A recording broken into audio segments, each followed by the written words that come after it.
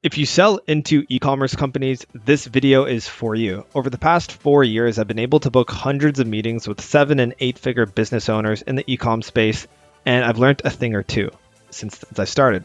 So if you're running a SaaS, if you're running an agency, if you're in fintech, influencer management, a 3PL sort of company, or something similar where you sell into e-commerce businesses, stay tuned. I'll walk you through how you can book 100 meetings with these brands. So just jumping into it, there's 3 hot takes that I have for you. Number 1 is that the harder it is to find the data that you use to reach out to your prospects, the better the campaign will perform. Reason why is because if you have generic data, if you go on Apollo or ZoomInfo, Lucia, wherever you get your data from, your competitors will be able to do the same exact thing. Second point, second hot take. E-commerce founders, whenever their team is between 1 and 10 employees in size, they always live in their email inbox. So typically I find that's the best way of how you could book meetings with smaller brands. For larger brands, when teams are 10 plus in size, I find that cold calls work better. And I have some data, or I have some tools that you could use to make this as easy as possible for you.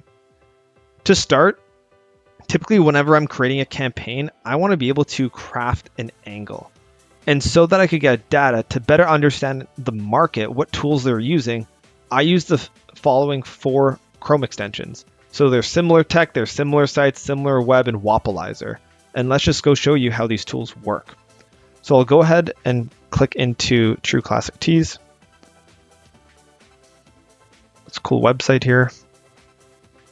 I'm more of a Costco t-shirts type of guy. Fairly basic, fairly simple, and durable. So this is similar tech. What we're doing is we're clicking into it, and we're going to be able to see exactly how much monthly traffic they get, where that traffic comes from, and the different types of technologies on their website. So we see everything from advertising to marketing to their platform to conversion analytics, their email services that they use. And it really helps us build the picture of what their stack is made out of. And we're going to be able to leverage this in our outreach. Now let's just see exactly what Similar Web shows us. It'll show the engagement of a single user session. It also shows us the top keywords that this website ranks for, the geography of their clients, and where their traffic comes from. It's pretty cool stuff.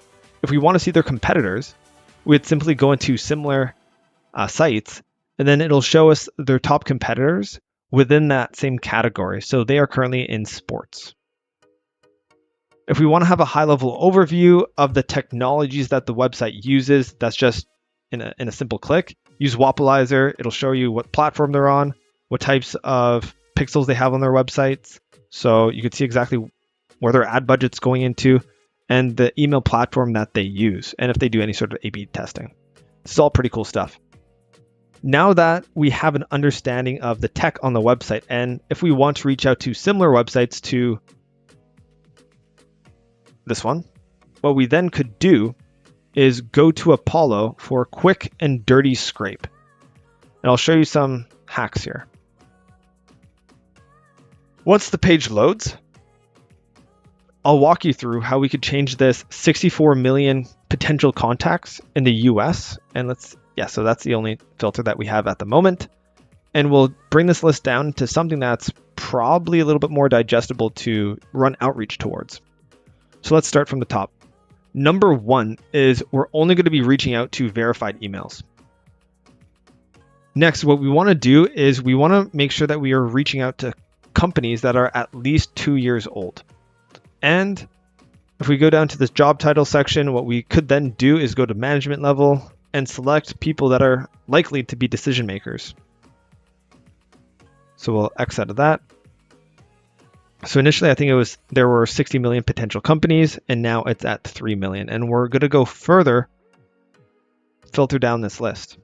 In terms of employee size, I don't want to be reaching out to enterprise companies for this one specific example campaign.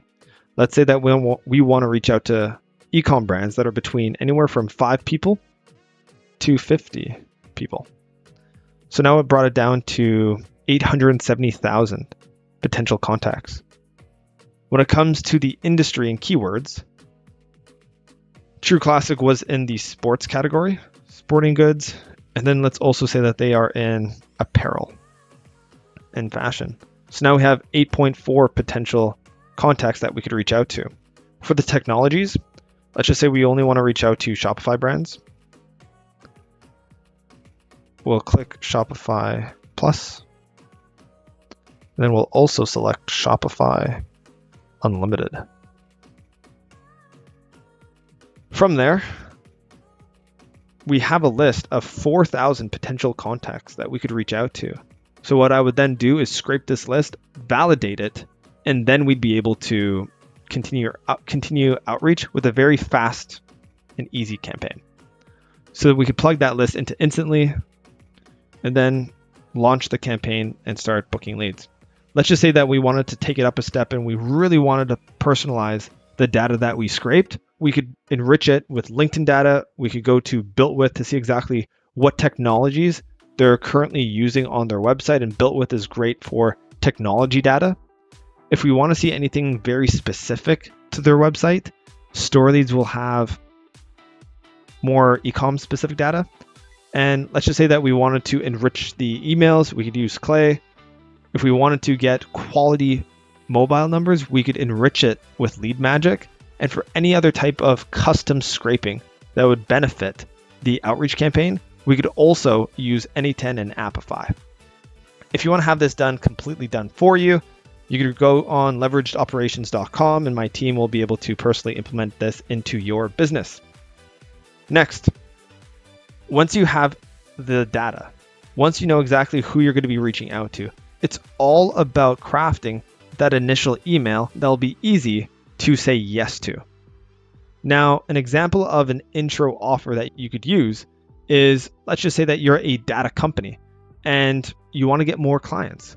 A simple way of how to get more clients would be to offer a free sample or trial of your product. If you're selling paid ads, so you're selling a desired result to make more money, you could show the process of how you could do that. So what you could then do is go to their Facebook ad library and recreate better ads for them to help them see exactly how you're going to be able to help them make more money. And this works. Let's just say you're reaching out to larger companies, enrich the data with Lead Magic, start cold calling them, and then you could double dial to get past the do not disturbs, and then use the same offer as you would in cold email. So once you have your data, once you have your intro offer, you could then start responding to emails as fast as humanly possible. Once you do that, you want to give them the resource that you promised them. And then while you're giving them the resource in that response, you could then propose a couple of times for you and your team to meet with them, and also include your calendar booking link. So there you go. That's the process of how you could go ahead and book 100+ meetings with 7 and 8 figure e-commerce brands. Thank you so much for watching this video. If you like what you saw today, feel free to subscribe. You could also go to our newsletter, theleveragedway.com, and you could access exclusive content that you can't find anywhere else.